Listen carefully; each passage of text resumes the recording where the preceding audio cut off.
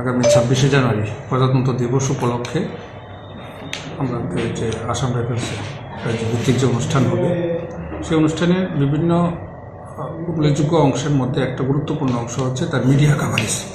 এখানে মাঠে যারা থাকেন তাদের পাশাপাশি সবার জন্য অ্যাকচুয়ালি মিডিয়ার মারফতই সবাই এটা দেখেন।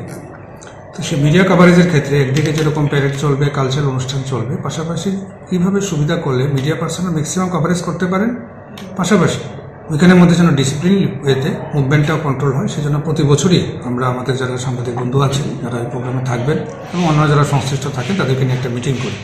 সেইটা ফলো করে আজকে আমাদের এখানে মিটিংয়ে মূলত কীভাবে ইস্যু করলে পাস ইস্যুয়েন্স থেকে শুরু করে ফ্রি মুভমেন্টের ক্ষেত্রে শুরু করে রিহার্সাল কীভাবে কাভার করা যায় ভালো মতে, as well as the final program, সবগুলো ম্যাটারে ডিসকাশন হয়েছে। যারা আমাদের সাংবাদিক বন্ধু ছিলেন তারাও তাদের বক্তব্য রেখেছেন। সব মিলিয়ে বিগত বছরের মতো এবছরও যেন আমরা আমাদের এই প্রোগ্রাম একদিকে যেন সাকসেসফুল করতে পারি এবং তার মধ্যে কাভারেজ যে পোর্শনটা আছে সেটাও যেন স্মুথলি করা হয়, সে ব্যাপারে আজকে ডিসকাশন হয়েছে। কবে থেকে পাস ইস্যু করা হবে?